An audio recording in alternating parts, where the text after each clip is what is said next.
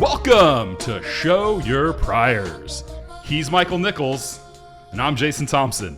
A prior is the belief you bring before the argument starts. Each week, we show you our priors, look at the evidence, and then update as necessary. On tonight's show, we take an in-depth look at this week's hottest company, Cerebras. Brain implants have shown amazing results amongst paralyzed patients, but Silicon Valley wants to install them into healthy people too. We'll debate the ethics of that. And finally, Michael will take us through the story of Hannibal and help us extract useful business strategies from 200 BC. You're going to want to stick around for that. But first, let's get into the headlines. Last week, at the University of Central Florida's commencement ceremony, guest speaker Gloria Caulfield was booed multiple times. The rise of artificial intelligence is the next industrial revolution. Whoa.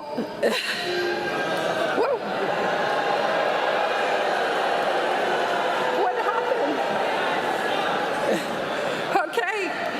Only a few years ago, AI was not a factor in our lives.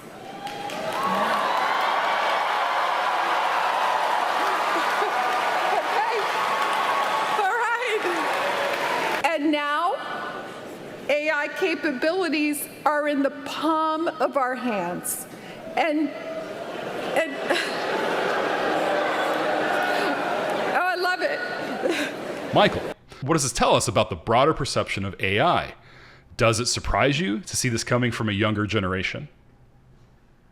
Well, younger generation, what's the percentage of that generation that goes to university? So the sample is young kids graduating from university, right? Mm-hmm. UCF, I think it was. Yep. So those are, it's educated people. If I remember correctly, it's like 20-30% of the population. So does it represent everyone out there? I don't know, but it is interesting. She thought, at least when you're watching the clip, that saying AI would be the next industrial revolution, that would be somehow insightful, maybe get a few cheers. What she probably didn't expect was the boo birds. But why are they booing? This is something that's interesting. I think we've talked about it quite a bit. Mm-hmm. I think it's because the marketing by the foundation labs absolutely sucks. So if you wanted to enthuse the young generation, the way to not do that is say, there will be no jobs for you when you graduate from university. Now, have they said that directly? No, but they're always hinting at it. Anthropic releases a new research report every week. All the jobs that are threatened, not every week, but here are all the jobs that could be taken by AI. So they're in this game of trying to pitch to their investors, look how much productivity, cash we're going to be able to produce as a company. At the same time, this is what they should be thinking long term. Well, who's going to buy it if you're creating a political firestorm backwards? So this is made for young people and politicians who want to attract them. Think of maybe AOC or a Bernie, right? And you want these people to get out the vote. They typically dominate on U.S. campuses anyway. So this marketing is leading to this kind of backlash. At least that would be my impression. You see it on X too, this sort of tech bro marketing. I don't know what marketing book they've ever read or why they think that telling people they're going to be displaced is going to be a popular message. I'm still a big believer in augmentation. Show the young people how it's going to help them be more productive, get better jobs, maybe even become entrepreneurs. Don't tell them 5 years ago, or however long ago it was, learn to code, and now they learn to code in university, or they took a CS degree, and now you're telling them you have no job, buddy. I would probably boo too, Yeah, we've talked about this a number of times, and it's a perception problem. You're absolutely right. I will say, though, Elon is one of the guys who says exactly that. He says, get ready for universal basic income. You're not going to have to do anything. Work as we know is over.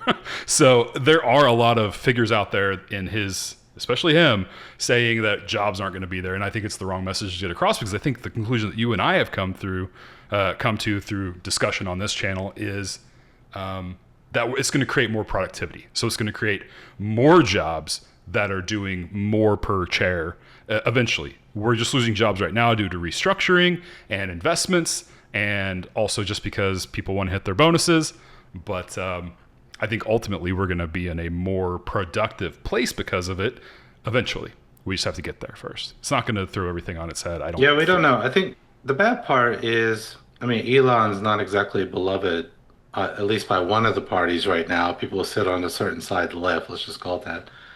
So this kind of marketing, even if it's true, I think Elon's thinking very much like a utopian. This is going to be a post-labor society. That sounds great. But not if you need a job in the next 3 months as a graduate, right? So it's made for populism. And the bad thing about populism is it's going to focus on the bad parts of AI. And what's going to get lost are the good possibilities out there. We talked about the possibilities in medicine, language learning, you name it. There are many good things out there that AI could really help us with, mapping the genome, etc. But there are bad things. And one of the, again, back to my initial episode on fatal abstractions, AI is one because it's not even clear what people actually mean by it when they're talking. And I would really like to do some research with those young people. What do they have in their heads when they hear the word AI? Is it chatbots? What are they thinking? So you got to be really careful on marketing because you're attaching a lot of negativity to a broad house, right? The broad house of AI. Anyway, I think we've beaten that one to death. We know it has a marketing problem. I don't know how they're going to solve it if they keep this up. Yeah. Well, speaking of Papa Elon, SpaceX has filed its S-1 with the SEC. We should expect a 1.75 trillion IPO as early as June 12th. That's less than a month from now. We should expect to see the public prospectus later this week. Michael, has everyone lost their minds? How do you justify a 1.75 trillion IPO with only 18.67 billion in revenue? That's based on my calculations. Well, I did my MBA at the University of Florida, and there was a IPO expert there. His name is Professor Jay Ritter. And I just read what he said, and it makes all kinds of sense to me. I mean, that's why he gets paid a lot to be a professor, and that's why they call him when they write these stories to get a quote. His point was very simple. He said it in a very academic way, what you and I would say. They're selling a lot of hype. For that hype to actually come true, they're going to have a hell of a lot of revenue growth. And this is future revenue growth. And I don't even know on what timeline. And even if you have the revenue growth, somewhere you have to produce cash, which means you're going to have to figure out a way to be cost effective. And again, we just talked about Elon and provoking populism. Everything has to go right for this valuation to ever play out, to ever come to fruition in terms of cash and returns. And if this populism thing comes into power, from the left this time probably, that's what it's looking like, may come from the right, but right now it looks like from the left, will there be adverse regulation that destroys any possibility of ever reaching the cash and returns that you would expect? Because Elon's friends in Washington just disappear. They become enemies. So that's interesting. And then the other thing we talked about earlier was the XAI merger. We talked about Cursor and how all of that contributes to the story. But largely, it's just a story right now. There's a big gap between what it brings in today and its perceived value amongst the, publicly traded. So we'll see how it closes that gap. It very well could. I mean, XAI with increased business for SpaceX, we're going to the moon. We're going to set up a moon base. I'm sure they're going to have a lot of contracts come off of that. We'll see what happens. Part of me does wonder, however, so Saudi Arabia's Aramco, they IPO'd at 1.7 trillion back in 2019. So kind of wonder if that 7.5 was just so that Elon could be the biggest IPO in history. I have no idea, but I wonder if Aramco's one of the investors in this one. Could be. Everybody owns everybody these days. Everybody needs energy, right? So True. Who knows? Especially spaceships. Well, one of the tough things for me is, and you were, I think, struggling with it as you were saying it, the price that you get, the valuation that you get is what the market's willing to pay. Yeah. Right? And that's just the reality. You can say it's all bullshit, but the reality is that's the price that people are willing to pay. They believe the story. And so the difficulty with this one is if you called the bullshit, how would you even short this thing? On what timeline? Right? So that's what's difficult, because markets are really efficient, right? People trade on very good information, sometimes too good information, insider trading, etc. But they're very efficient at sending communication across. What's the information out there? What's the price of that information? They're good at pricing risk based on the information they have. But this one, you just don't have a lot of information. That's the problem, right? We don't know. We're just speculating, and markets are also good for speculating. So, well, I'm just not going to put my money on it. That's what we'll see the perspectives. Hopefully later this week. If not already by the time this video comes out, maybe. But it should be coming out next week, and we'll keep track of it and see what it says and watch this thing as it IPOs. Okay. We'll have more Elon to come later in the episode. I am sure of that. All right.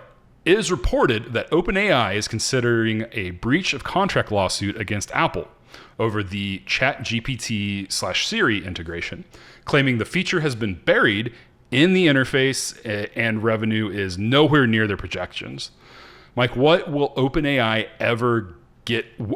Will they ever get out of court, first of all? And where they were once the front runner, it now seems like they're losing across the board in a lot of different ways. Need I remind you, we've talked about this on 2 episodes now. Apple owns the channel. Apple owns the device. Apple owns the customers. That's why OpenAI wanted access to them. And Apple gets to dictate the terms by which you can collaborate with them. So it looks like the OpenAI saw this as a giant opportunity, and it didn't come to fruition. And they're bitter about it. But whether there's actually a breach of contract, I don't know. But I do know this, and this is going to come back, I think, a few times in this episode, again and again, that the people who own the channels and the customers have a hell of a lot of buying power. Yep. And they can replace you. They can bury you. They can build something that mimics what you're doing over time. So far, Apple has chosen not to do that, to build their own AI models. They're partnering more with Google. Maybe that's the replacement. Maybe they integrate Anthropic. They're also partnering with them in certain domains. So it's yet to be seen how that will all play out. But yeah, OpenAI has its own problems with Microsoft. We're going to see that probably later. Microsoft in another context with a different company. But Microsoft's another one of those players. They own the ecosystem in the channel. So it's not that OpenAI is some innocent lamb here. They're just I think bitter that they've realized the good times are over. There's that Merle Haggard song, right? The good time are the good times really over for good? It looks like it for OpenAI. I would just say to Sam Altman and company, welcome to the real world of business. Yeah. This is going to be old hat for Apple. They have been sued countless times, usually dealing with the App Store. But still that same customer channel principle. They've been sued on those grounds a lot by different companies trying to capitalize. Spotify is a really good example. So this is just old hat to them, and their lawyers have been down this road many, many times. So I'm sure they're not too worried about it, maybe a little bit, but yeah, I think you're right. I think it's just ChatGPT or OpenAI trying to maximize what they can, where they can, and think about it if you're Apple. They don't want to. But think about it if you're Apple. You can price in those lawsuits that you might lose. That's true. Right? Like, hey, we lost the one to Spotify in the EU. That was probably multiple billions, right? Yeah. Okay. We still own the channel. Yeah, I mean, that's why. I mean, they factor in lobbying dollars, right? Like, if it cost you $300 million to lobby for something that was going to cost you $301 million, you're still going to lobby for it. Like, it's the same. Yes. Same principle. All right, and speaking of Microsoft here, 6 months after rolling Claude Code out to thousands of internal developers, Microsoft is pulling the plug by June 30th and moving everyone to GitHub Copilot CLI.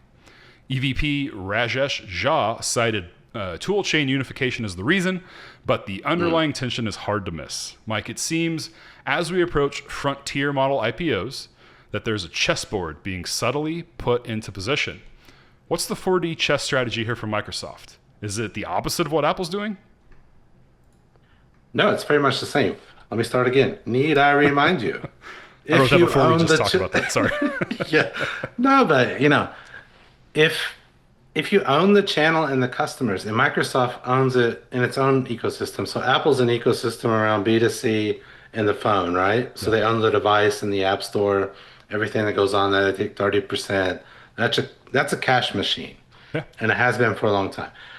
Microsoft's cash machine is different. It's enterprise. They own the customer.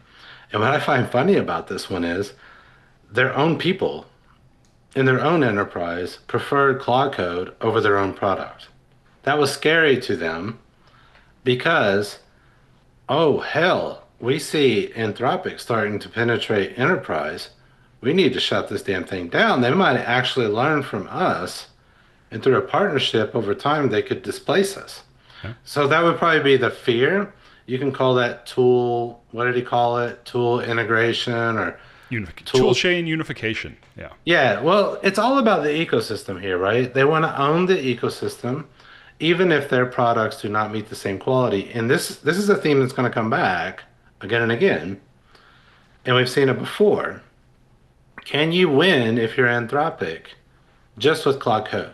Because Microsoft has its tentacles all over the place. PowerPoint, Excel, Copilot, Word, just go on and on and on. And Microsoft's everywhere, right? So then the question is Claude Code so good that it could topple that? And this comes back to disruption theory that Clayton Christensen talked a lot about. It's going to be more relevant in an example later that we're going to come to. But Claude Code starts, at the bottom of the market, maybe even free, very cheaply. And then over time, they get so good that even Microsoft starts to notice it. Its own developers start to notice that it's better. Then you have a problem because the user experience is superior. And I can tell you this from enterprise buddies, they may be forced to use Microsoft at work, but when they go home, what are they using? Not Microsoft, right? They're using, in most cases, from what I hear, is Claude Code.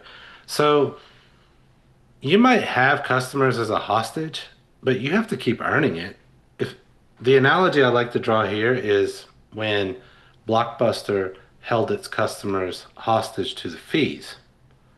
And that pissed off the Netflix founder, the fees. At least that's the story, right? I mean, it's one of those probably stories that's very convenient that makes a nice foundation story.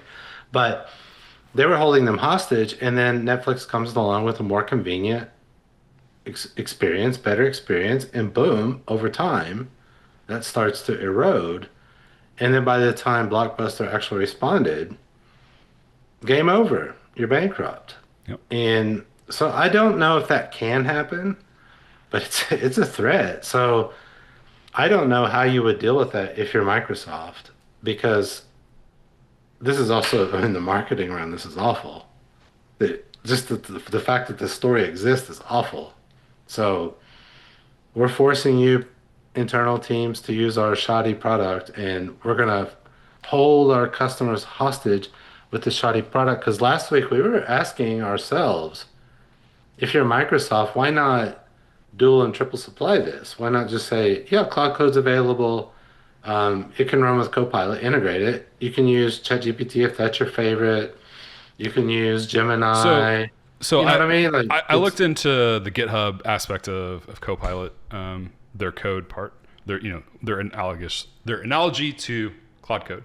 I looked into the GitHub, and apparently you can still use Claude Code inside of GitHub, even if you're working with Copilot. So the thing here that's changing is the licensing is going away, and the the interface. They're not going to be using Anthropic's interface, but they can still access Claude Code via GitHub, from what I understand. I haven't used it myself, so that's what let's see, because I think that would be a better way to deal with the threat, is to have double source, right? Yeah. And let those people compete against each other, and you own the ecosystem. But what do I know? Let's see how this plays out. I mean, if we're talking here at the end of the day, vibe coding stuff, then just why not use whatever tool your dev works best with and let him vibe code whatever he wants. You won't need it once the vibe coded software is done. So I don't see what would be the harm of that. And the reason why I frame that as opposite is because Apple's still sitting back. And now Microsoft has kind of taken an aggressive stance where they are developing their own LLM again, and they are displacing a lot of the Anthropic and OpenAI backing to their everyday inner workings. So that was kind of what I meant by the opposite there. Good points. Good points. Yeah. Okay. Let's move on to something everyone likes, and that's Texas Roadhouse. I think most people like Texas Roadhouse. I don't know. I wasn't a peanuts on the floor guy, but I don't think I do that anymore. The rolls are delicious. Yeah. My daughters love the rolls. It's kind of like when I remember when you could first get Red Lobster's, like cheddar rolls at home. Yeah, cheddar biscuits at home. Oh. Okay. Texas Roadhouse CEO Jerry Morgan is signaling that handheld tablets for servers could go nationwide after a successful pilot, part of a $400 million tech investment that also covers pay kiosks, digital kitchen displays, and a digital wait list. Michael, why is it that restaurants are seemingly the last of the technology party? At this point, shouldn't AI know what I want before I get there, and my food already be waiting for me at the table once I sit down? This one got me thinking actually quite a lot about brand identity, and roll it back to the younger generation booing, and then the lady giving the speech. And probably what you would find if you're Roadhouse, depending on the age of the customer coming in, you're going to get different levels of acceptance for different technologies and different levels of comfort with using them. So imagine, a little bit older people coming in, they still like to interact with the server. I don't like to interact with the server, nothing against them. I'm fine with just the kiosk, right? I don't want to. I don't even need. If I'm honest, I don't mind the server, but I still want to pay an extra tip. I'll give the cook a tip if it's good, at the end. Tip, but I prefer not. Yeah. Well, so that's interesting, because what they're probably doing is saying, for those who aren't comfortable with the tablet yet and prefer to interact with the server, you're allowed to do that. For those who are digitally inclined and savvy, you could probably book your whole experience and never talk to anyone along the whole journey.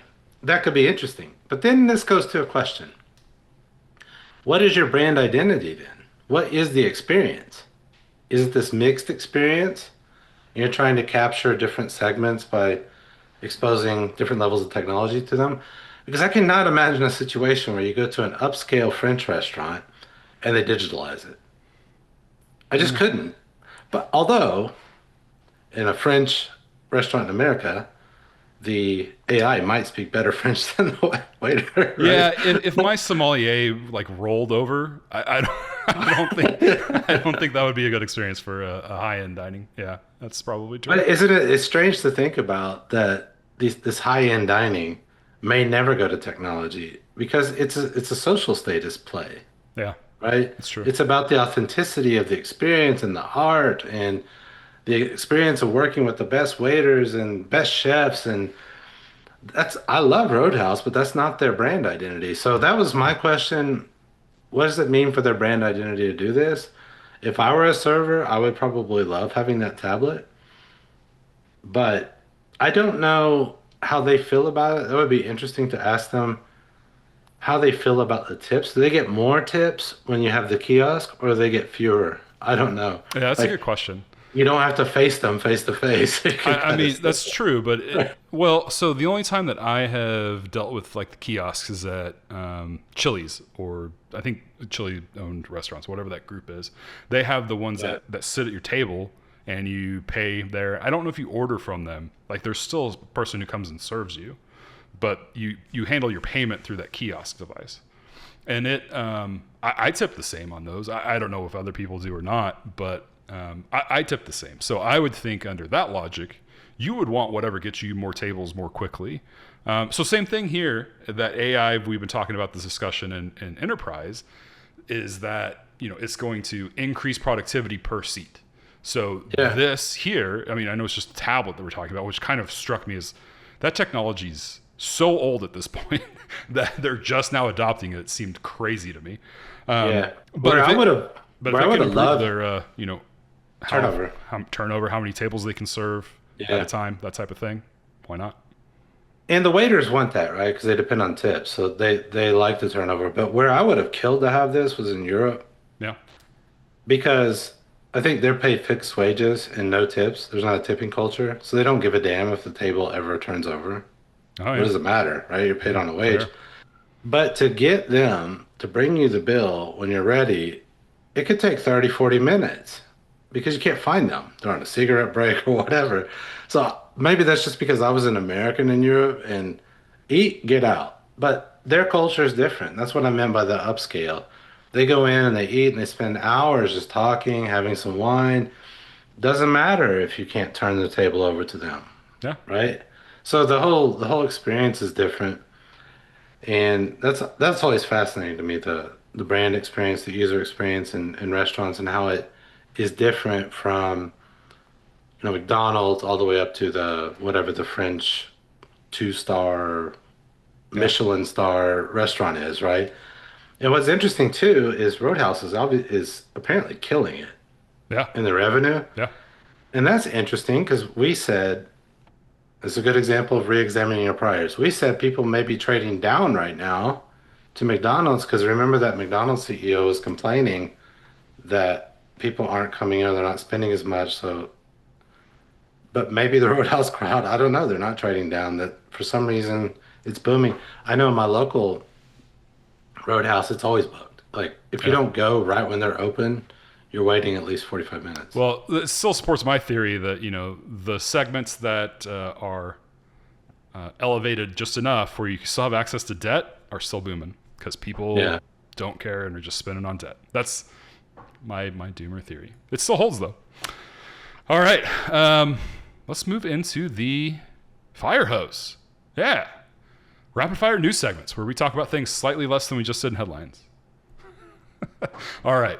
Starbucks is cutting another 300 corporate jobs in its third round of layoffs under CEO Brian Nichols, with $400 million in restructuring charges and regional offices closing in Atlanta, Dallas, and Chicago. Yeah. Looks like back office to me, not in the store. So that's typically you're trying to get rid of overhead there, make your EBIT numbers a little bit better. Also, their revenue looks like it was up. Same thing. Looks like people aren't trading their coffee down, right? I don't. I go to Starbucks. I like McDonald's too. So that was interesting that they're doing well, that this seems to be just become more profitable, more cash driven. Yeah. Ford jumped almost 20% over 2 trading days after announcing a $2 billion energy storage subsidiary called Ford Energy, which is going to target AI data centers through its CATL battery partnership. Yeah. I don't know how their EV investments worked out for them. I don't think they've gone so well. They've lost billions and billions in the red there. This got me thinking about maybe we've named our show incorrectly. It should be like showyourpriors.ai or the podcast data center. Yeah. And then we have sponsors out, galore. Well, what was my thing? I heard this on TBPN, I think, and they were saying that we should not call it data centers. We should call it supercomputers. Yes. It's all about rebrand it. It's not the NKVD anymore. It's the KGB, and now it's the FSB. No one hates supercomputers. So I looked into this a little bit, and there's a lot of talk of this being a meme stock at the moment because now Ford has. Can you tell people what you mean by a meme stock? Meme stock would be something that is flash in the pan. So think GameStop. When GameStop surged for no other reason than people wanting to short squeeze, which that's a whole other subject. But it became a meme stock, not because it had good fundamentals, but because there was people on the internet rallying around it, essentially in a fashion where like think Elon Musk and Dogecoin with the Doge dog, and those are memes. So Elon putting out the Dogecoin makes it a meme coin at that point, and that's where the term kind of comes from. Yeah, so it's like it's carrying some sort of information, not necessarily the fundamentals, but it could be like a name or a .ai, like the Allbirds example, right? That's And definitely it becomes a meme, but it's not foundational. I get it. Because of the pivot, people labeled this as a meme stock. However, when I was looking into this, I discovered that the CATL battery partnership is with a Chinese company who makes iron phosphate batteries, lithium iron phosphate, I believe. And it's just, according to the Ford CEO, it's the best battery tech out there for the cheapest money. So we were going to go and license it, and we're going to go do that, and we're going to make plants that create it. And now they're pivoting to data centers, which makes sense. The thing that was super interesting about it is that because of sovereignty laws, or laws that prevent licensing technology from China, it started at a certain date, I believe earlier in 2026. This deal predates that, so Ford may be sitting really pretty as one of the only few companies in America to have the ability to license this technology, because now all that licensing with China is off the table. You can't do it. And for people who have a bias against Chinese technology, they are dominating battery technology. Yeah. They're dominating electric vehicles. That's why they're dominating batteries. Cheap. So Yeah. you just got to get that into your head that they produce it at scale. It's cheap, but it does not mean it's low quality. That's what you're going to have to get out of your head. Cisco, with the C, posted record quarterly revenue of $15.8 billion, up 12% year over year. However, they are still cutting roughly 5% of the workforce. This is the exact same thing we talked about with Starbucks, which is becoming a familiar pattern across big tech and big coffee. Big coffee, yeah. Oh, I always get the venti. So this one was interesting because you would expect a company to use AI for cover to juice the EBIT, even though the revenue's stagnant. So to at least to help the bottom line out, they're actually increasing the top line and cutting workforce. So it looks like they want to take that cash and redeploy it to AI. But you never know. You don't know what the bonus structures of these CEOs, executives look like. You have no idea. So it's not clear. Is this really restructuring, or is it a meme? Like, let's use the word, right? Is it just taking the AI meme and using it as cover to cut corporate overhead that you were always trying to cut, but you had difficulty explaining it to your stakeholders, whether it's politicians or whatever? But they're cutting actually quite a bit, like 5% of their workforce. That's a hell of a lot. So if you do that, you're going to have to pay severances, you'll take a hit, but your EBIT overall should go up. Only question always is, when you cut workforce, and so many, are you undermining some key capability that will undermine future performance? I don't know. You'd have to look into Cisco if you're looking to invest in it to see. Yeah. This is the biggest jump that their stock has taken, by the way, since the .com days. So very big move for them upwards, and they have the AI cover to cut jobs and make it even look even sweeter. All right. EU member states have approved a deal that pushes high-risk AI rules back to December of 2027 and exempt most industrial AI systems entirely. Airbus, Siemens, SAP, and Mistral all lobbied hard for this rollback. Yeah, German and French industrials, and then Mistral Foundation Lab, right? So lobbying works across the pond in Europe as well, particularly from very traditional industrials with a lot of clout, particularly if you're a company in France and Germany or the most influential members of the EU. I'm not sure what choice they had, because it looks like China and US are rushing ahead with AI, and it looked like, and this is probably what these companies are saying, you've got too many shackles on us with AI. We're going to become uncompetitive very quickly, and then we have hundreds of thousands of workers. What are we going to do with them if we're not able to compete? So that's scary if you're an EU bureaucrat and you believe in the big social states that they have, the welfare states, generous benefits and vacations. Well, you can only take a vacation if you're employed. So let's see. What I don't know, and this is what I always want people to recognize, does this only benefit established players or well-funded players? Does it also apply to startups? I don't know, because often these are written in a way that it's hard for startups to compete, but it's very generous for the existing incumbents. Yeah, I just thought that really tracked well with what we've been talking about, especially last week. The U.S. wanting to increase regulations, saying it wants to increase regulations. Then we've always been there's been a through line with us always talking about EU's very constricting on what they allow. Yeah, and the way people say this about the EU in general, whether it's true or not, it's at least a stereotype, is that the US acts first, so it does AI, so it's all AI and no regulations. And the EU is the opposite. It's all regulations and no AI, right? And it is true. They seem to be faster at getting regulations rammed through. But then you see the consequences if you rammed it through too quickly. Maybe the US sees consequences from not doing anything and you act too late. Who knows? Trade-offs. Indeed. OpenAI, again, is spinning up a professional services business called the Deploy Co. at a $14 billion valuation. This comes just weeks after Anthropic made a similar move. The AI consulting wars are officially on. We talked about this in previous episodes that foundation models should be a horizontal token platform, so they sell into verticals.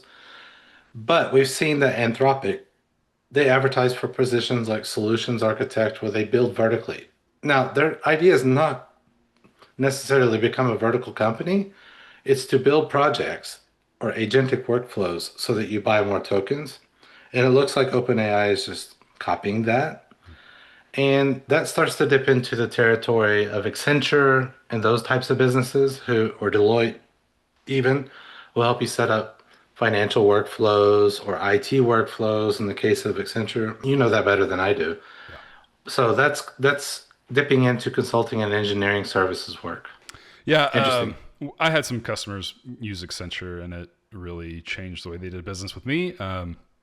I don't know if it was good or bad at the end of the day. It wasn't a good experience for me working across the table from them, but for that company, I don't really have the detail to say.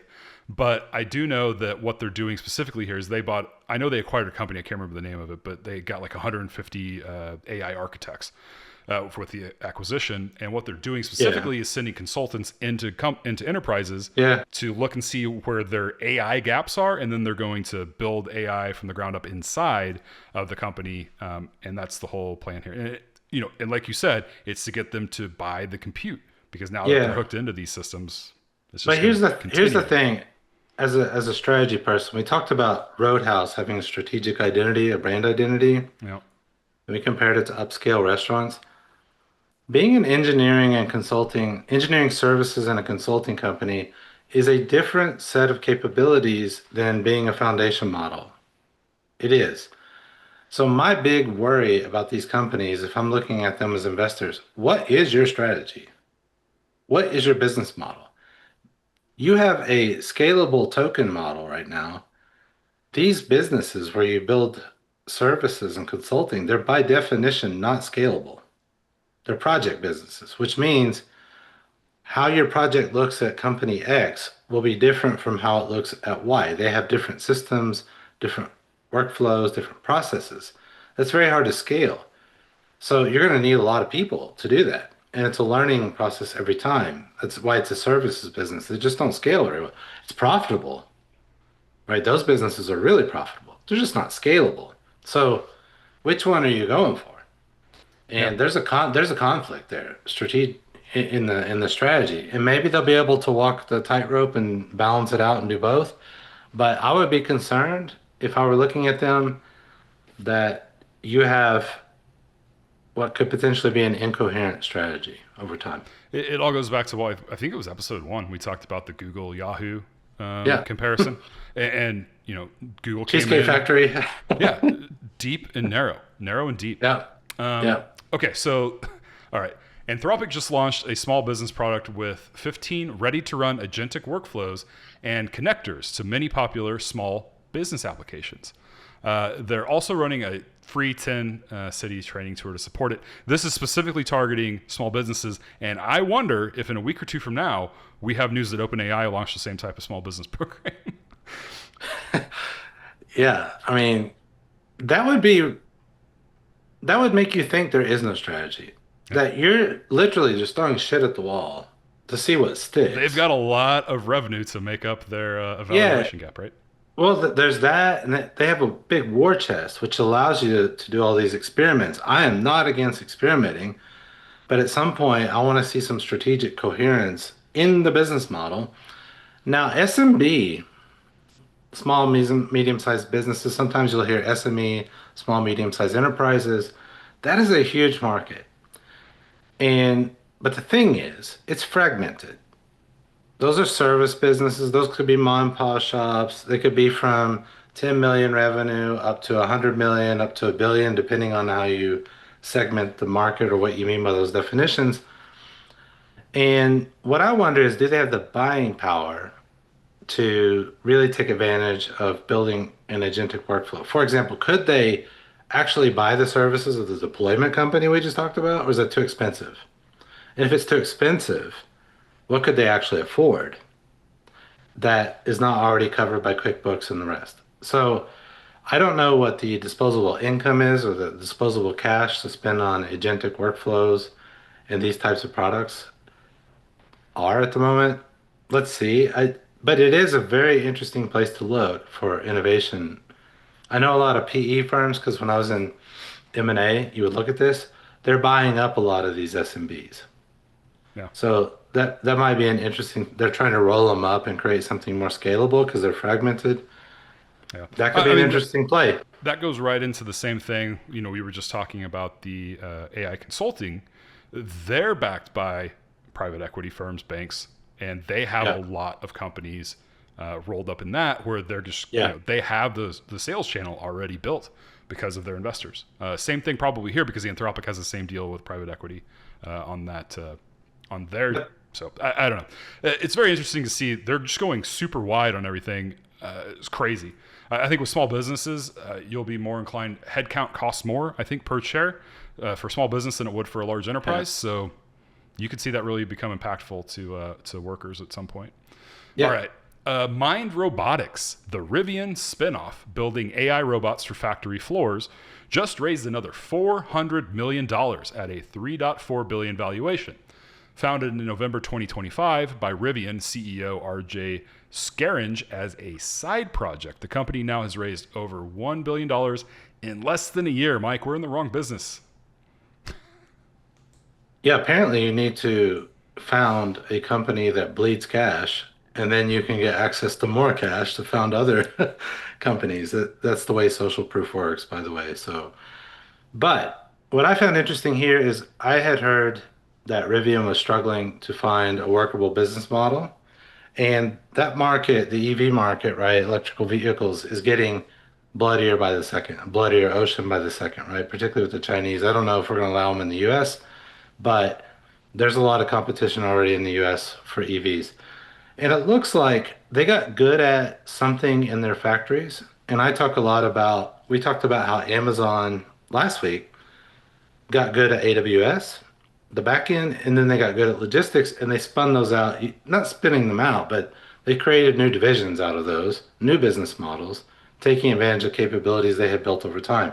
So apparently, and we don't know if this is true, but they think they've created such a good capability, it could be a business on its own. Yeah. We think our humanoid robots are better than anything on the market. Fund us. Some investors believe that. Let's see. But what I'm curious about is the actual business model of Rivian. I was curious. I just looked into it briefly. I'm not going to say much. Looks like they're pivoting towards the Uber sort of fleet market and automation. And I didn't know that. That's interesting. I didn't either. But that might signal they're making a strategic pivot because the original model wasn't working. Yeah. Yeah. Originally, they came out as they were for campers, I think, originally, because they originally had a stove that pulled out from above the wheel well that you could cook on at Yeah. your campsite. And then they're ultra Yeah. high luxury EVs for a bit, or Yeah. not ultra high, but high luxury. And now, so yeah, they've been kind of all over the board. That's interesting. Yeah. All right. Hard market. Yeah. Automotive is hard. Let's talk about someone else has their fingers into every pie. Bosch has teamed up with an academic researchers on AI specifically designed to give humanoid robots better hand dexterity, the kind of fine motor control that has been a stubborn bottleneck in the field. Bosch is my former company. I think you know that. Bosch is literally in every vehicle. It's one of probably the most successful companies in the world that you've never heard of. Yeah. They're the leading tier one automotive component supplier. Sometimes others jump ahead, but in general, they're everywhere. They're in every part of your car.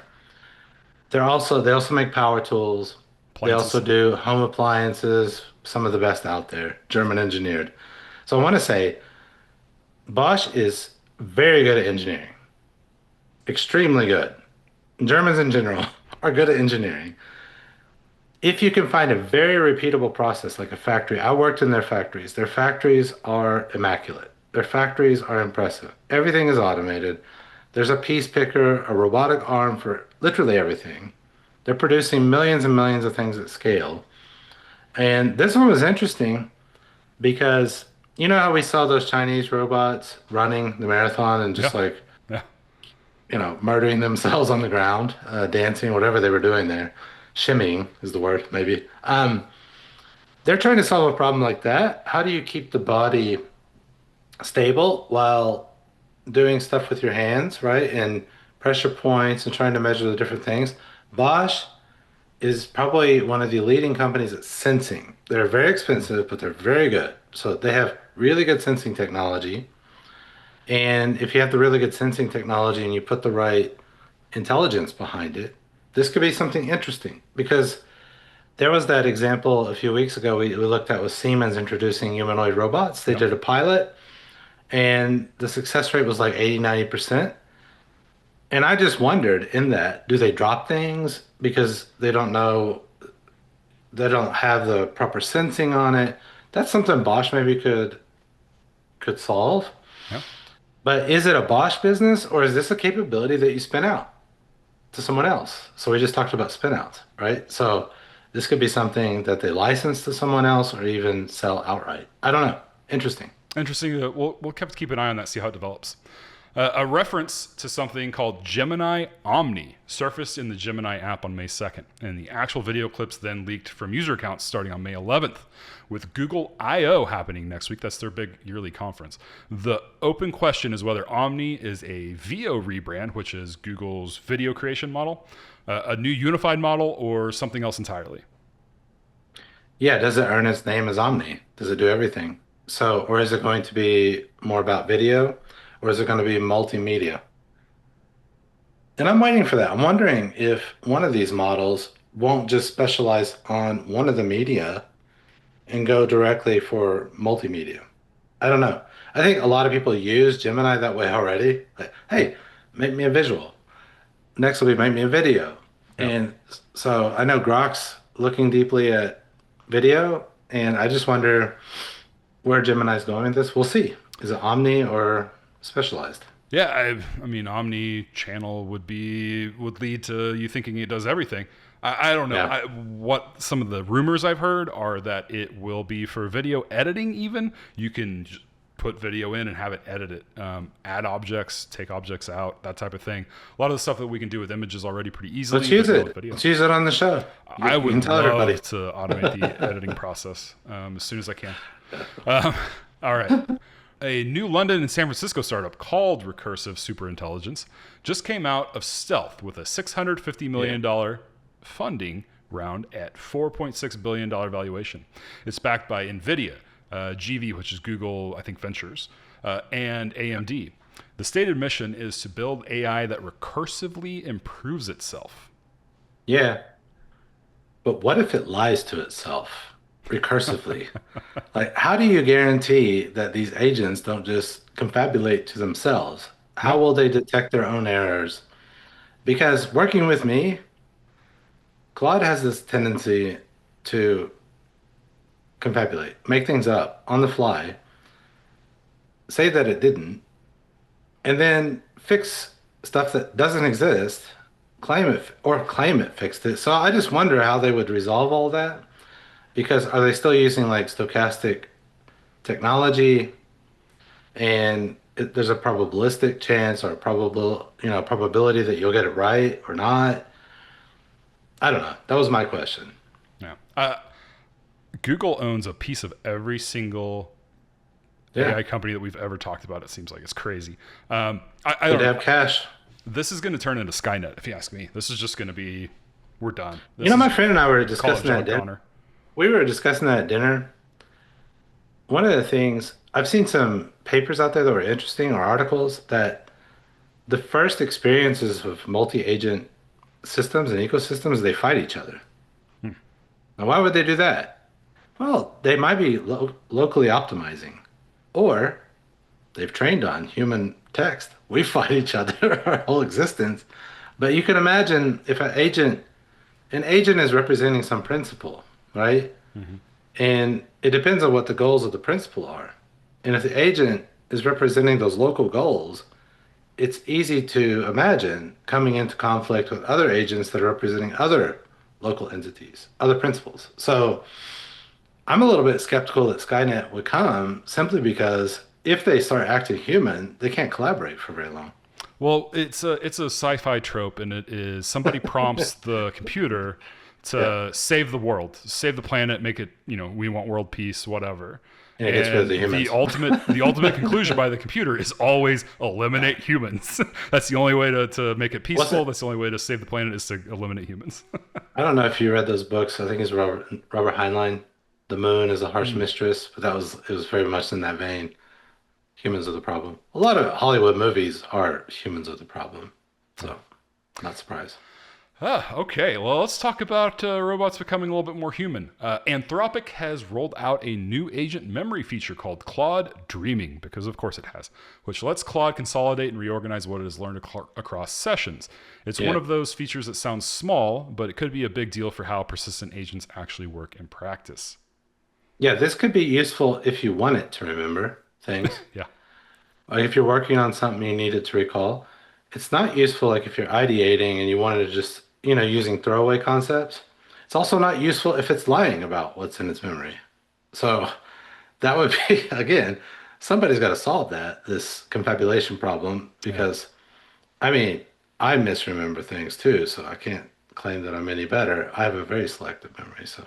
Well, I guess so what it does when it's dreaming is it looks at its past, what it's And cleans done, it up. its past tasks, looks at the errors it made, basically reviews and then creates new things for it, new notes for the next session, I guess. And it gets rid of like duplication. It's kind of efficiency play too. But again, I don't know. Have to test it. We will see. All right, let's get into our main topic of the evening. Cerebras just had one of the most dramatic IPO debuts of the year, popping 68% on day one before giving back more than 20% from the top.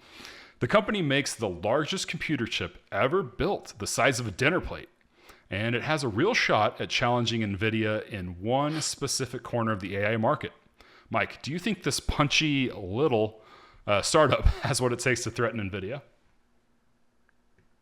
We talked already about an analogy here where Microsoft was kind of trying to shut down Claude Code internally. And we asked ourselves, can Claude Code dethrone Microsoft and its ecosystem? Nvidia has an ecosystem. Nvidia doesn't just make the GPUs, right? It has this Cuda, or however you explain it, CUDA. Yeah, Cuda. It's like a software platform to be able to help you deal with huge mathematical processes that take a lot of processing power, right? And so that's where they've had that around for, I don't know, 20 years now. And that's deeply embedded. So they're an ecosystem.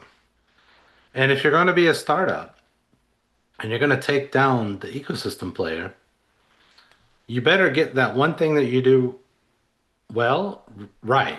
So their big play, it seems like, with this wafer chip. I used to work in a Bosch factory where they make these chips It's incredible. If you ever get the chance to go tour one of these, it's incredible what they're able to fit and how they do it onto a wafer. Just if you ever get the chance. Back to the point. The metric that they're using is inference speed. Their claim is basically they can 20x or whatever the number is 21x, 20x. So they're faster at inference. So here's the question. Does that metric matter for the ecosystem? Because if it's just one among many metrics, they can maybe even become a supplier, right? Or they can play a little part in the whole game. And this goes to what is the market actually? What is the definition of the market? Is it CUDA plus GPUs or is it just the wafers in the case of the startup? And do they have the right metric? Is it about speed or not? Presumably the speed translates into a lower total cost of ownership, right? So there's some sort of savings there. I think I read 30, 20%, 30%, something like that. So it reduces costs somehow too. Now the advantage that Nvidia, and this is similar with Microsoft, because you look at Microsoft and you say, why, how are they able to survive with the products they have? Well, they've been tested over and over in the corporate environment. They get along with IT. Every bug is known. So that's a huge value proposition. If you're the new guy that comes along trying to displace Microsoft, first bug, your game is over. Yeah? So you're competing against that history, that ecosystem. And so this is the question. When you come up against Nvidia and that Cuda, can you displace them with your one-trick pony of speed? I don't know. It's a good question. If that's the metric, that's dangerous for Nvidia, right? That it could be. So that would be a Christensen play. Like you come in at the lower end of the market, you're cheaper, you're faster, and eventually you start taking the customers of Nvidia. Looked like at first they were dependent on a couple of UAE customers, but recently they signed a deal with OpenAI, Amazon, Meta. So they're diversifying their customer base. And if those guys are joining the party, looks like they're legit, what they're offering. What we don't know is what they're using it for. Will they use it to displace Nvidia or not? I don't know. I don't know the answer, but it's an interesting question. It's the second time this has come up, third time actually. Apple, Microsoft, and Nvidia.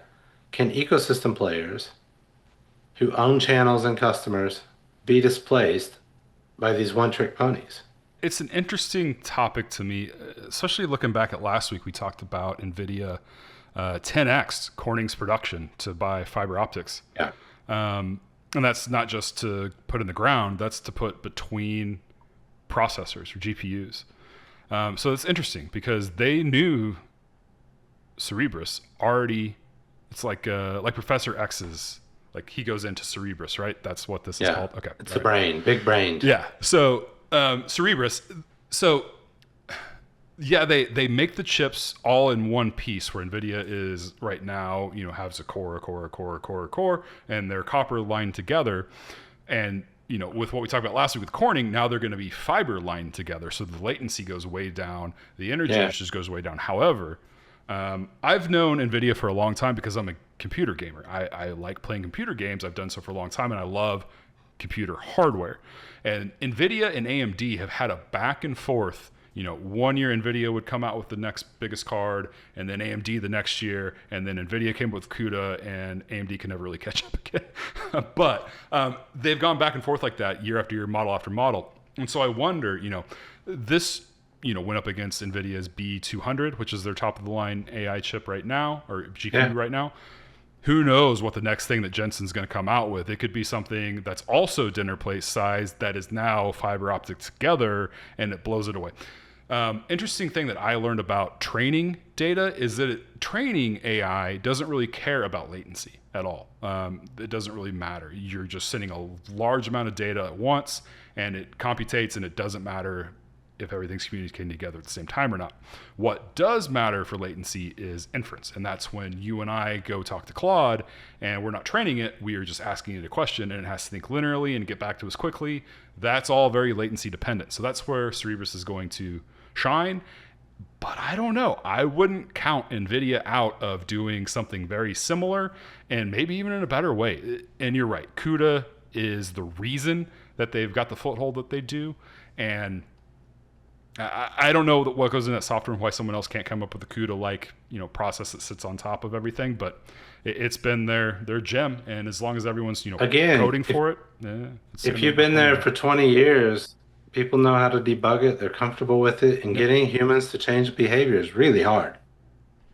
True. Just really hard. True. Well, a good thing that we're not going to be run by humans anymore, right? We're all Yeah, that's right. Post-labor society. So. We're heading there. I'm just glad that we have a more diverse playing field. That's something that we've been lacking lately. And I think everybody wins when we have a diverse playing field. We win on price. We win on competition. We win on quality. There's just no reason. Customers win. Yeah. Customers win. Yeah. Competition breeds excellence. We know that in every arena. And also, it's good for other companies to have other sources to diversify the supply chain, de-risk it, etc. So for me, these cases are all interesting because I go back to my strategy stuff. And hey, when does an ecosystem win and when does it lose? Yeah. How could you actually take them down? And it goes to the heart of what the product actually is. And a lot of tech-focused people focus too much on the chip and not the ecosystem. So they focus on speed and whatever the metrics are around the hardware. And they forget, but there's Cuda. It's a package for a good reason.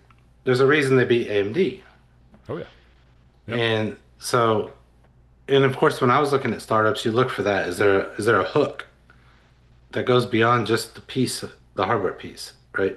Because hardware is a hard business to survive in. That ends up being, over time, a race to the bottom.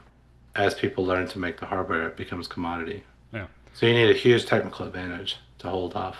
I don't want to make it sound like AMD has just been beaten and gone because they're now in what people are calling, we have the Magnificent 7, but we might end up with the Magnificent 10, which would possibly include AMD. They're still a very large market cap company, and they're still right along with everyone else. Just Nvidia has leapfrogged everybody. But with a different business model. That was my point. Yeah. Yeah. Yeah. Very true. At the peak, when Cerebras was at $3,850 a share, that's 186x its revenue. So Nvidia at its peak, just for reference, traded at about 40x its revenue. So big disparity there, big hype right now. I don't know. I don't know if it's a good stock to buy right now because I'm not qualified to make recommendations there.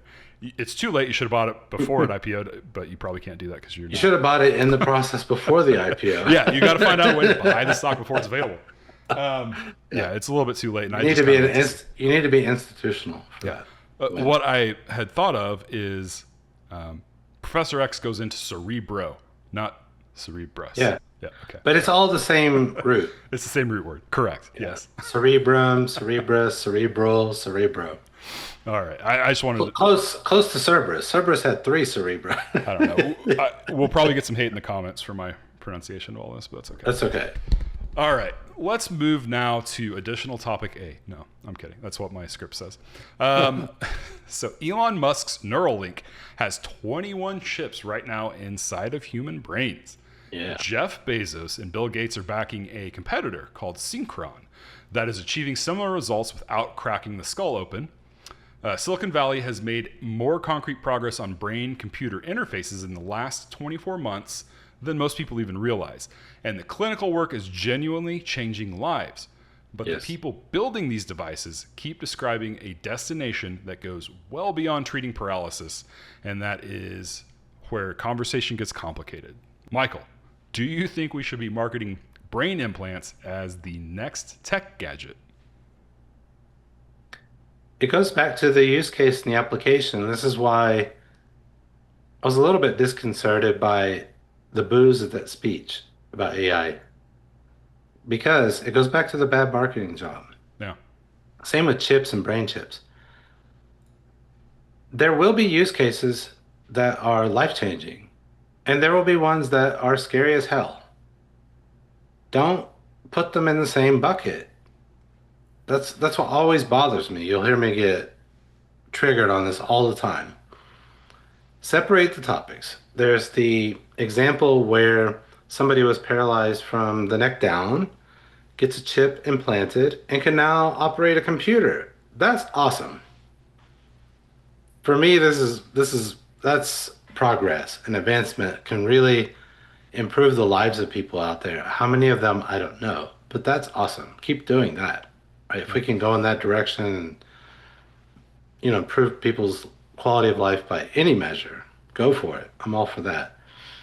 Where it starts to get a little bit freaky, and this will, I think, set a lot of people off, is companies wanting to test neurological like data from your brain, right? And you're going to see, I think, here just two camps form. One is going to be just against all of it. They want to regulate it, privacy around your brain data. The other side's going to be, well, what's the problem? If we can use it for good purposes like this, what's the problem? Especially if we, and this is the trick, get consent from the users of that data to either sell the data for research purposes or donate that data. But I think the key term there is consent. And then there's the purpose. What are you going to use that for? I don't think a lot of people would be okay with putting a chip in your brain to compel you to go buy products. Right? I think that's a sort of dystopia that people imagine. Big tech companies, they've already ripped data from social media. They know everything you do. They know your preferences, etc. They sold all that stuff. They got into trouble for that without your consent, right? Maybe you consented somewhere, and this is the problem. Has anyone ever read those? They're just too big by design, probably. Well, for two reasons by design. One is to cover their asses with their lawyers writing in every possible scenario, and the other is by doing that, it makes it impossible for anybody to ever read that and comprehend it. Right? So I think those are like the poles. There's the really good stuff out there that's life-changing for people who need it. And then there's yeah, but what about our privacy? This is sounding dystopian, the direction that they might take it towards. And it's not like the tech community has inspired a lot of trust in a lot of people. That's probably why we heard boos at the start of the show. Probably. I'm going to be... So while you were talking, I just had a thought, someday they're going to offer these things for free so that they can have your data or they can advertise directly into your brain. Yes. That's scary. That's scary. That's crazy. I don't know. I think it is doing amazing things, like you said, for people who need it. I think Papa Elon, and I call him Papa Elon because he's going to save us from the environment. He's going to save us from planet Earth by taking us to planets. He's our Papa Smurf. Exactly. He's gonna save us. But he has these big ideas that are fantastic for pumping the value of a company. I say this week after week after week. And in this case, he is selling the human computer interface as the end product here, where we are, we're all have AI integrated into our brains. And that's just I think he even said by 2028, 100% of the population is going to have these things. It's just crazy. So in America, you'll have a brain chip and Ozempic at the same time. Yeah, that's all you need, right? You'd be skinny and robotic. I know for a fact that, well, I don't know for a fact, but I am pretty sure that Elon Musk loves Star Trek: The Next Generation because I keep drawing parallels to it. There is an episode where this woman's husband plants himself into a computer in the afterlife. He passes on, and his consciousness lives on a computer, freaky. And she has to come to terms with it. Is the whole thing of the episode? Is it Commander Data or is it the Borg? Yeah, one or the other. I mean, yeah, you could be one or the other. I think Data's brother Lore got in with the Borg at one point, but we'll not go down that road. Anyways, it's a fascinating topic. We keep coming back to Elon pumping stocks. I just want to say that. So I don't know. It's interesting. Hey, man.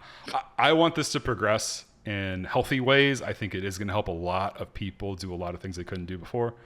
And I think that's where the real gold Well, lies. that's been the theme with tech over the last 30 years is really good things come out of it and really bad things. Big trade-offs. The internet is a prime example. That's very true. Very true. Yeah. All right. You got anything else on anything before we go to Hannibal? No. Okay.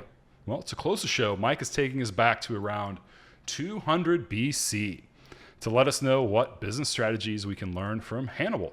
Mike. Yeah. Everybody who's been listening, you know that I like to bring in historical examples. And today we've been talking about, I think what the overarching theme has been is ecosystems and systems thinking. And one of the best examples in history, one of the most famous generals, and the most famous thing that he did, Hannibal, was what, Jason? The most famous thing that he's known for. Creep out Jodie Foster. Exactly. Yeah, interesting. The most famous thing is taking his troops from Iberia across the Alps and invading Rome. Yeah? So he took elephants across.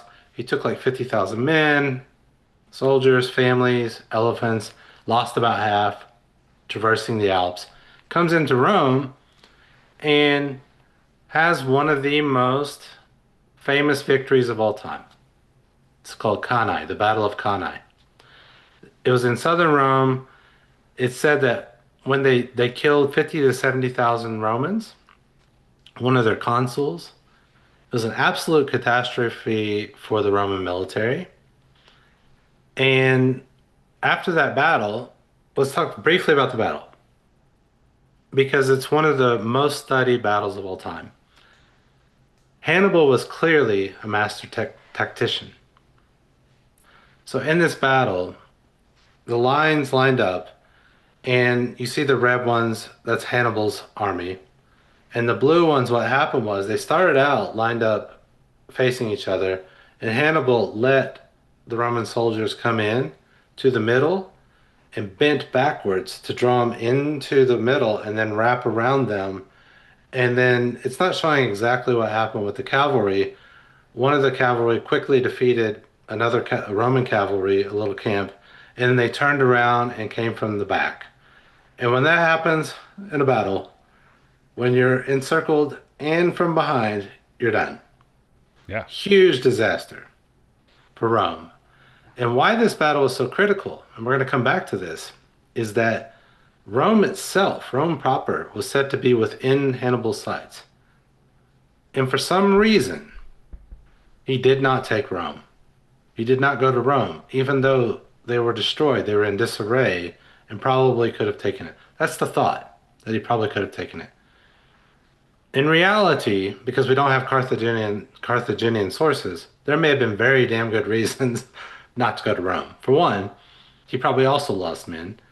He needed to gain allies in Italy to take on Rome. And Rome had a very robust system of alliances. And for Hannibal to be able to convince them to join him, these Italian cities like Capua, etc., they would have to take a massive risk that Rome doesn't actually rise again. So why do I bring this up? Master tactician, and people often mix this up with strategy. It's clear that Hannibal, he basically was undefeated in the Italian territory for 15 years, winning battle after battle after battle. And you know what? Carthage lost the war. And this is the point I want to bring up. You might win on a product, on a release, a feature release, and lose the game. Right? We talked about it earlier. I'm going to bring these back as we're going through this, why this might happen and how you can start thinking about it as a system. Microsoft owns a system. Claude Code, think of Claude Code as like Hannibal coming across the Alps into Microsoft with Claude Code. And Microsoft's the Roman Empire says, oh, no, you don't. We have a bigger system to play with. And that system is going to overwhelm you. You won't win. Now let's get to that. What happened? Why is it that presumably the best general, even the Romans, this is interesting. If the Roman historians are telling you he was the best general of all time, he was an enemy, right? He must have been really good. But it also sets them up for the Romans to be the heroes with Scipio Africanus to come out and win, okay? What I want to go to is to the heart of the systems that we're fighting. Do you know anything about the Phoenicians, Jason? Did they finish the war? No, they did not finish the war. The Phoenicians were a Semitic people operating around the Levant in a city called like Tyre or Tyre, however you want to pronounce it. It's definitely not how you pronounce it in the local language. But they were these merchants. The Phoenicians were these merchants, and they had naval superiority and trade superiority over the Mediterranean.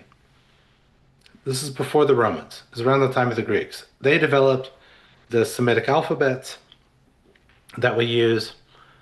Ended up being Hebrew and Aramaic, and then the Greeks copied their alphabet. So they're very influential culturally. And you see here on the screen, they spread across the Levant. And what they did is they followed the coastlines with their naval capabilities, and they set up all these colonies, which a lot of these end up being still cities today because they chose the location so damn well to be ports and trading outposts. So at the heart of their DNA was being superior merchants and superior on the sea. And they had to get good at that because they were dealing with pirates, etc. And when they land on a piece of land, it's not like they're always friendly to you when you land. And where this connects to Carthage is they founded Carthage. And so Carthage was founded by these Phoenicians. There's the famous story of Dido being the founder of the city. You can read about Dido in the story of Aeneas, right? The Aeneid, however you want to call it, by Virgil. And so there's a story there. So she was the founder, and they over time, start to develop this empire. But the empire is based on Phoenician capabilities, being a merchant, a coastal city. And what they did is you see those islands there, Sardinia, Sicily. They started to dominate parts of those islands. Why? Because they sat on their trade routes all the way out to what they used to call the Gates of Heracles, going out. You see where Spain meets Africa? They would go out and try to trade down the African coast as well. So, but what's interesting about these islands is that you could travel and never have to leave the seaboard, basically. You'd always see the shores. And that was critical to trade at the time because you didn't want to lose expensive cargo on open seas, right? So their whole method was staying close to the coast. They developed superior capabilities. They got really influential on these islands. And then on the east part of Sicily, you had Syracuse, which was Greek. They never really captured that. And another thing you need to realize throughout this whole region, it wasn't the case that Carthaginians were just pure Carthaginians. There was intermarriage between Greeks and even Romans and Carthaginians and African tribes. And this ends up being an issue for Carthage in the end because some of their alliances that were traditional crumbled. Now, Rome is a land-based empire. Rome itself sits up the Tiber River. They have mountains to the north, but they grew up basically as farmers in a militaristic society. They did not have naval superiority, not till late. But at some point, Rome's ambitions start to grow, and you can see like Sicily is much closer to Rome, right, in the end. And they want to have also trade in this sphere of influence. And at some point, because Carthage was rising at the same time as Rome, they were bound to clash. And they clashed in the First Punic War, which you'll see on the next map. And what you're going to see is, you see the Carthaginian territory, and I told you about Syracuse being Greek, and then Rome, this is where Rome was when the First Punic War began. And what happened was, during this war, this is interesting, Rome could not beat the Carthaginians on the sea. And the way they used to fight, these ships would T-bone each other. They would ram each other. So the Carthaginians had grown up with this, and they were superior at it. They had to be superior merchant power, naval power. So they would T-bone the other side, ram them, and sink the ships. That's what they got good at. The Greeks were good at that too. The Romans were not good at that. They had land skills. That was their DNA, right? Land army, expanding on the land. So what the Romans did, this is interesting. An innovation, one of the innovations, and this is a system, remember, Romans developed something called the corvus or corvus in Latin.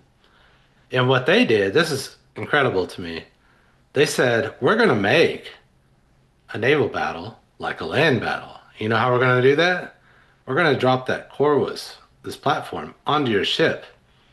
And then it becomes a land battle on the sea. And during the First Punic War, this is what it looked like before that. The Carthaginians, their naval fleet was destroyed by Rome. They were not ready for that innovation.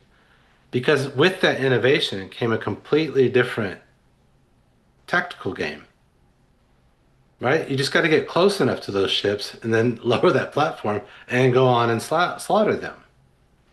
So they changed the whole way that naval battles were fought. And then the result of this is a disaster. If you were Carthage, look what happened to the map.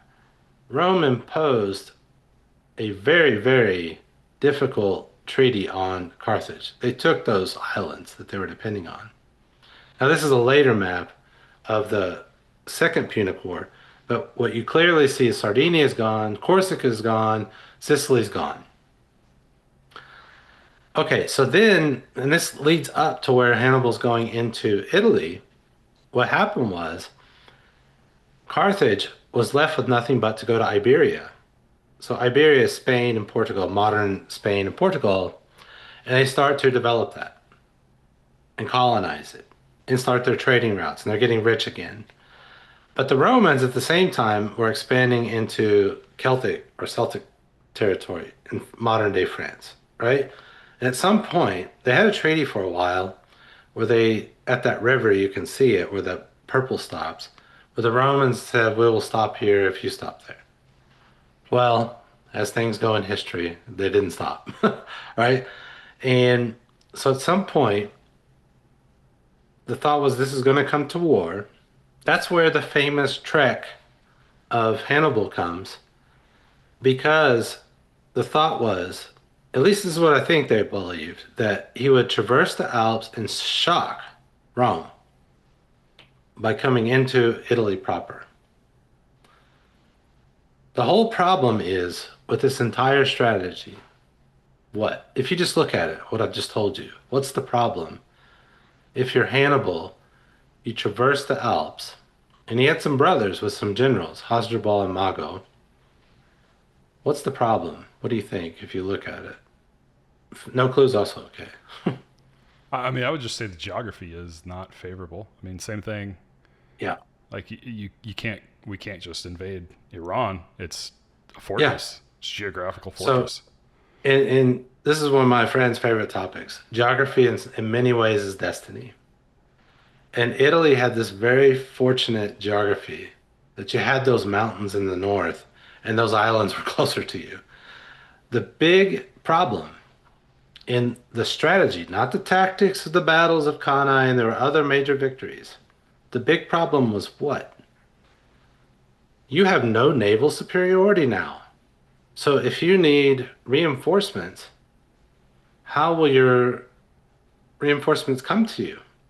Also over the Alps, risking that? So one Roman person, I forget his name, he's called the Cunctator, which means the delayer. One of these long Roman names. His strategy against Hannibal, and he was hated for this, was to delay, stay away from Hannibal on the battlefield. Rome had something like 20 legions operating, but they would not engage Hannibal. And as long as Rome was not engaging, It was difficult for Hannibal to have a decisive victory. It was difficult for him to make alliances.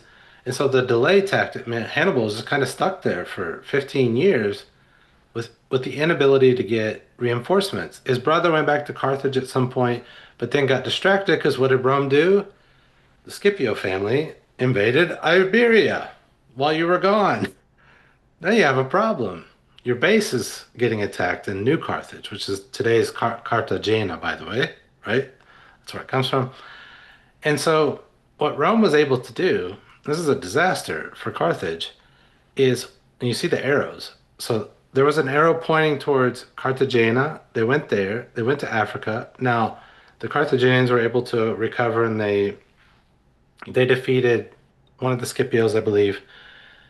But then later, and this had been done before several times to Carthage, they were exposed on in the hinterland behind them.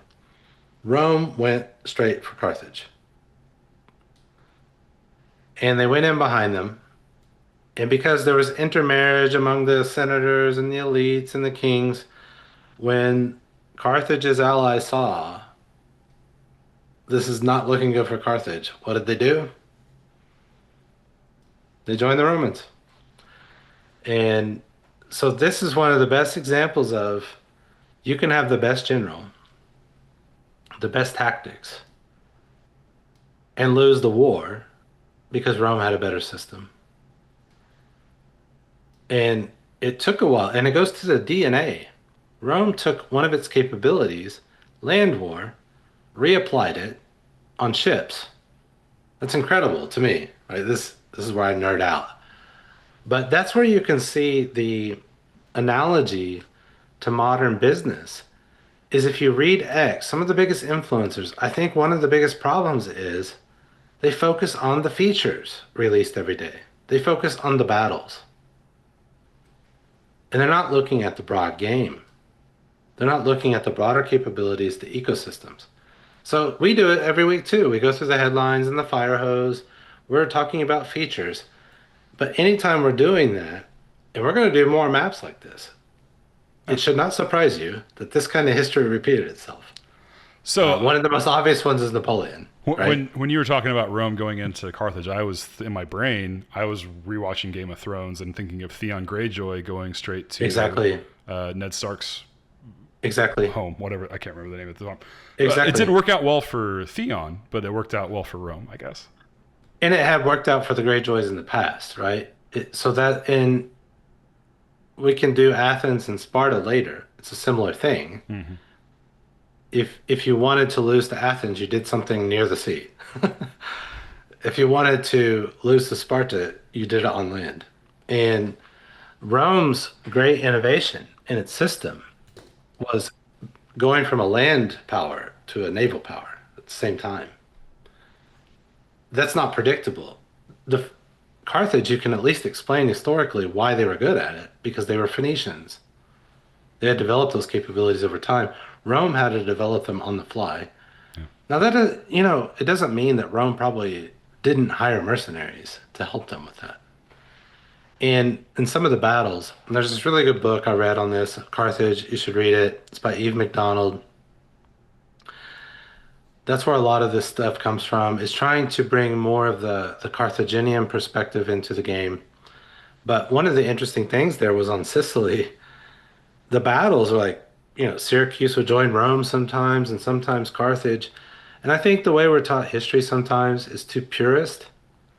We think that Carthage was Carthage and Rome was Rome, and Syracuse or Greece was Greece.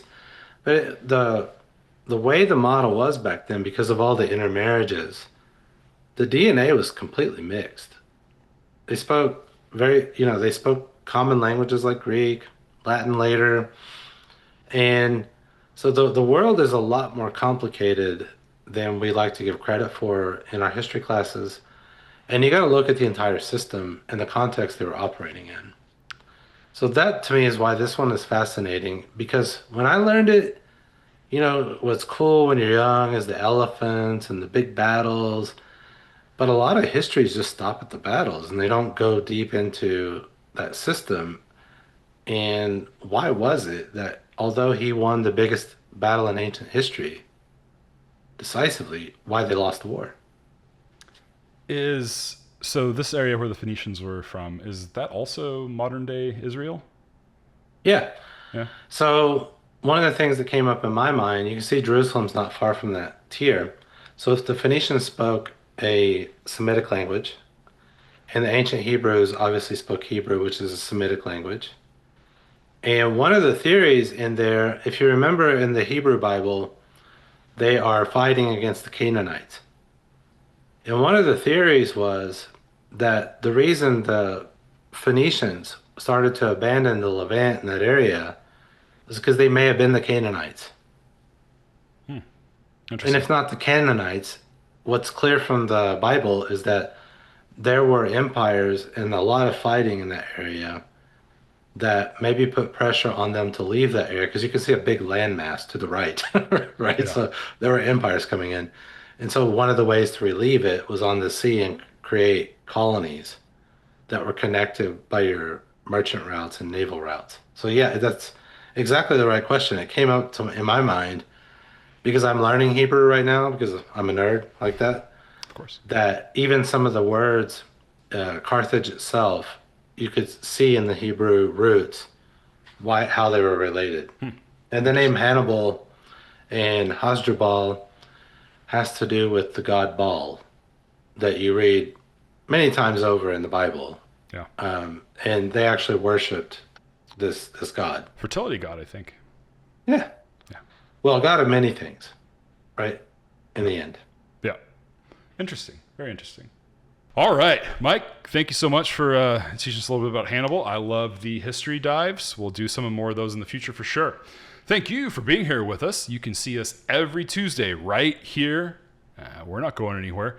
Give us a comment. Let us know what you liked, what you didn't like. Did I pronounce your favorite part of X-Men incorrectly or correctly? Let me know. We'll see you here next week. Have a good one.